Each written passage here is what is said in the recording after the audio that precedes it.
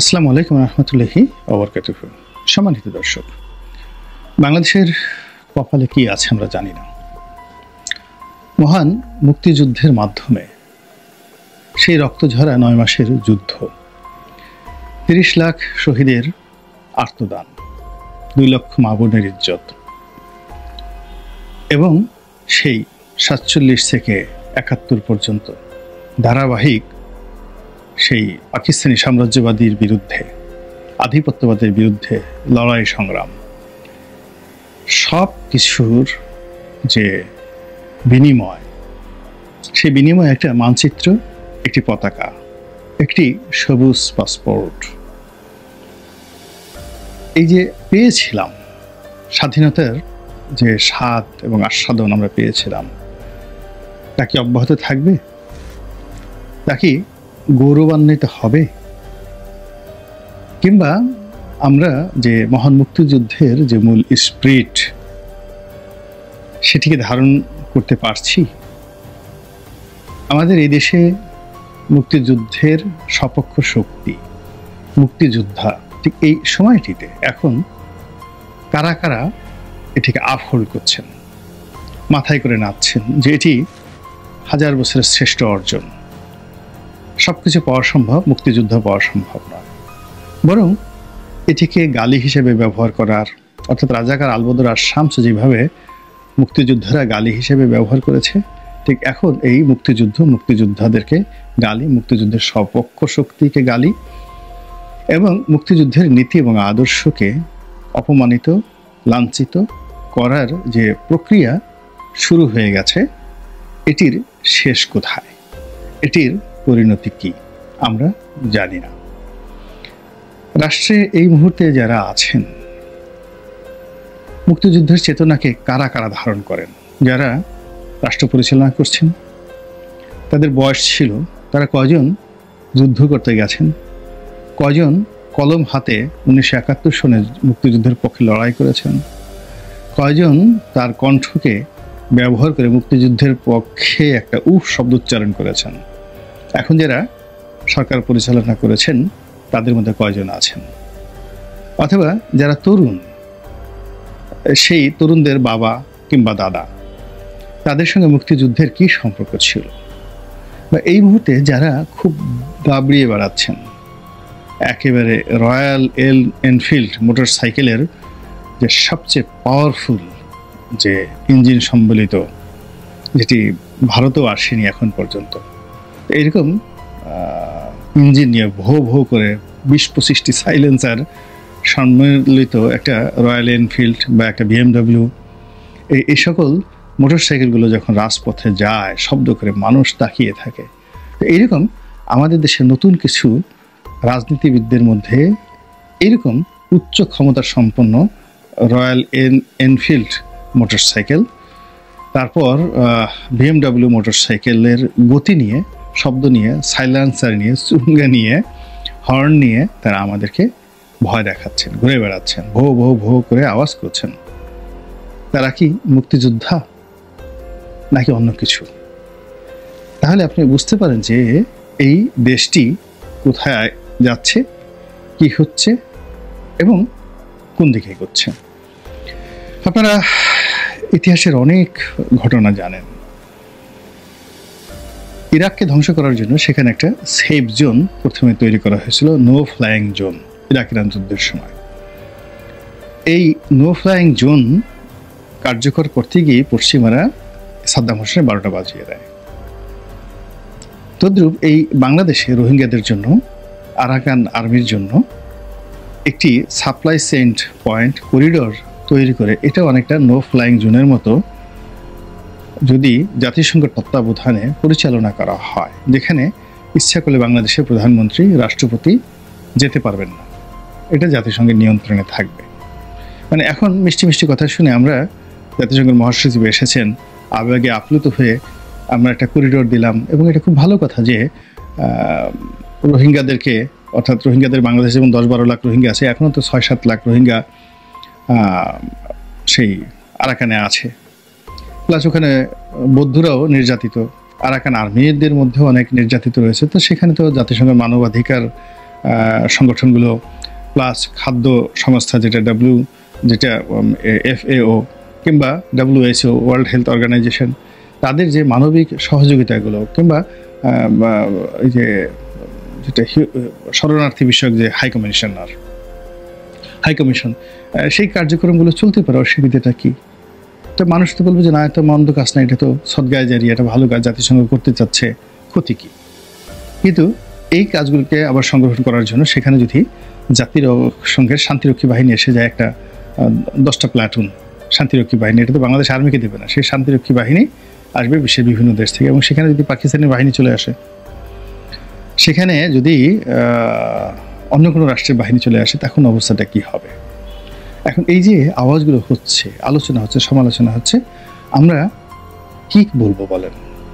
আমাদের কিছু বলার আছে, শুধু শুনে যাচ্ছি, কিন্তু আমরা প্রতিক্রিয়া ব্যক্ত করতে পারছি না, লিখতে পারছি না, তথ্য নাই, পত্র নেই। এটাকেই দেশের জন্য ভালো হবে না মন্দ হবে সরকারও বলছে না, দায়িত্ববান কোনো ব্যক্তিও বলছে না। আমরা এই ইউটিউবে যারা 2-4 জন বলার চেষ্টা করছি, আমাদের কতটুকু বা ক্ষমতা আছে, এই হলো একটা। 2 নম্বর হলো ডক্টর মোহাম্মদ ইউনূস ক্ষমতায় আসার পরপরই তার সঙ্গে দেখা করার জন্য, বা তিনি কি একটা অনুষ্ঠানে যেন একেবারে প্রধান মেহমান হয়ে আসলেন। পূর্ব তিমুর নামক একটি খ্রিস্টান রাষ্ট্র আছে, যেটি একসময় ফ্রান্সের কলোনি ছিল, পরবর্তীতে স্বাধীন ইন্দোনেশিয়ার অংশ ছিল, এবং সেখানে পশ্চিমাদের অর্থাৎ আমেরিকার মদদে সেই একটা গেরিলা গ্রুপ যুদ্ধ করে তারা আলাদা হয়ে যায়, এবং পশ্চিমাদের চাপে ইন্দোনেশিয়া তাদেরকে স্বাধীনতা দিতে বাধ্য হয়, এবং এর ছোট্ট একটি দ্বীপ রাষ্ট্র। ইন্দোনেশিয়াতে প্রায় 11,000 বা 11,500 দ্বীপ রয়েছে। এই 11,500 দ্বীপের মধ্যে এরকম একটা দ্বীপ রাষ্ট্র হলো পূর্ব তিমুর। সেই পূর্ব তিমুরের যিনি পশ্চিমাদের এজেন্ট, অনেকটা হামিদ কারজাই টাইপের, তার নাম হলো গুশমাও।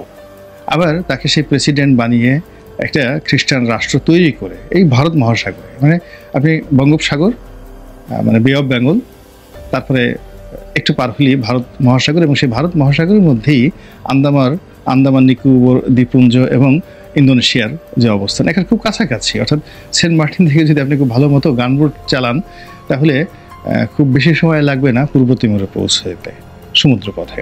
সেন্ট মার্টিন পূর্ব তিমুর। তো সেই যে পূর্ব তিমুর প্রতিষ্ঠা করেছে পশ্চিমারা, অত্যন্ত সফল হয়েছে তারা, এবং এই লোকটিকে, মিস্টার গুশমাওকে, যাকে বলা হয় শক্তিশালী করার জন্য তারা সেখানে তাকে নোবেল পুরস্কার দিয়েছে, শান্তিতে নোবেল পুরস্কার দিয়েছে। তো বুঝতে পারেন যে ব্যাপারটা কি। তো সেই গুশমাও সাহেব বাংলাদেশে এসে ভ্রমণ করে গেছেন। এটা আমার কাছে অনেকটা কেমন যেন মনে হয়। আমি মাঝে মধ্যে বিভিন্ন লোককে যারা সিরিয়াস বিষয় নিয়ে তর্ক বিতর্ক করেন, তাদের কথাবার্তা শুনে আমি মাঝে মধ্যে অবাক হয়ে যাই। যেমন অনেকে বলেন যে আমার বাড়ির সামনের দিয়ে কীভাবে যেন আজরাইল আনাগোনা করছে, আমি টের পাচ্ছি, এরকম।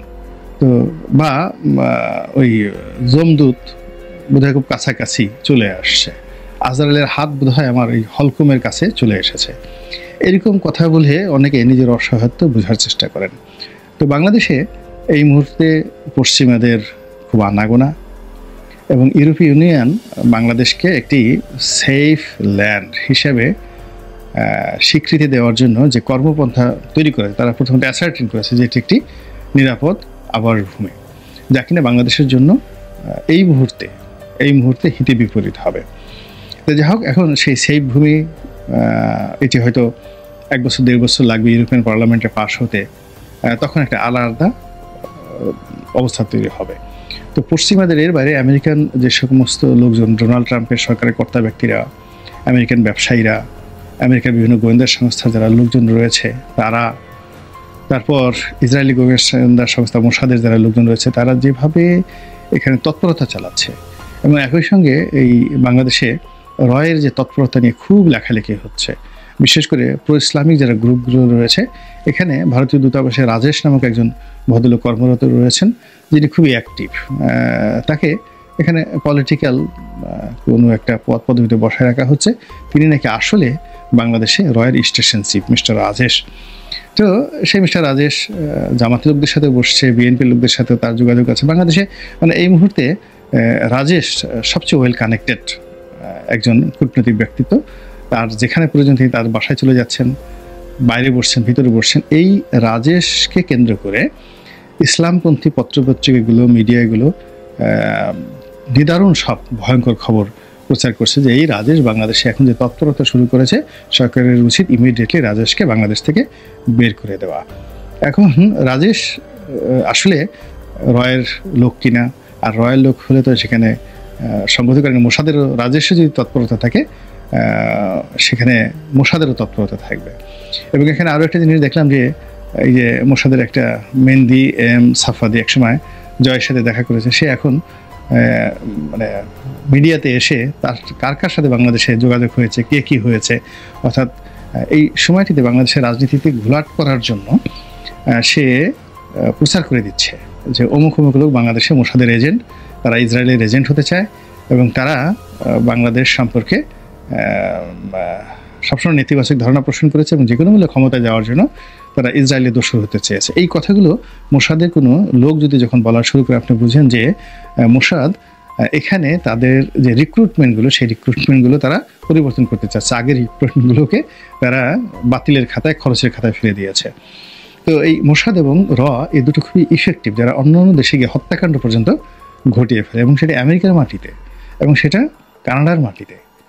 এবং তারা মানে মোসাদ এবং এমনও ঘটনা ঘটেছে, ইউরোপ এবং আমেরিকার অনেক দেশ থেকে তাদের টার্গেটেড লোককে তারা তুলে নিয়ে এসেছে, সেখান থেকে এনে তারপরে তাদের নিজের দেশে এনে বিচার করেছে বা হত্যা করেছে। তো এখন বাংলাদেশে রাজেশ বলেন বা মোসাদ বলেন, তাদের যে তৎপরতা, এই তৎপরতা নিয়ে শুধু যারা খবর প্রচার করছেন, এখানে এই খবর দেখলাম শুনলাম এর মধ্যে নয়। যদি ঘটনার সত্য হয়ে থাকে, এখানে আপনাকে হিসাব করতে হবে যে হঠাৎ এই তৎপরতার কারণটা কি। তো যেটি বলছিলাম যে নতুন একটি খ্রিস্টান রাষ্ট্র বাংলাদেশে গঠন করার জন্য যে প্রক্রিয়া, এটা অনেক আগের থেকে চলছে। তো অনেক আগের থেকে চলছে এবং সেটা শেখ হাসিনার জামানাতে আমরা শুনে এসেছি। শেখ হাসিনা বারবার সেটা বলেছেন, প্রথমে বলতে চাননি, এবং আমি এটা নিয়ে একটা লেখাও লিখেছিলাম। এর কারণ হলো শেখ হাসিনার জামানাতে সম্ভবত 2020 সনের দিকে আমি একবার বান্দরবনে গিয়েছিলাম। তো ওখানে আওয়ামী লীগের যে সাধারণ সম্পাদক ছিলেন, ওনার নামও মুজিব সাহেব, খুবই প্রাজ্ঞলোক এবং খুবই জনপ্রিয়, স্থানীয় বাঙালিদের মধ্যে খুবই জনপ্রিয় রাজনীতিবিদ। কিন্তু বীর বাহাদুর এমপি যে ছিল বা মন্ত্রী ছিল, তার সঙ্গে তার দ্বন্দ্বের কারণে তিনি সেই দল থেকে বহিষ্কৃত হয়েছিলেন।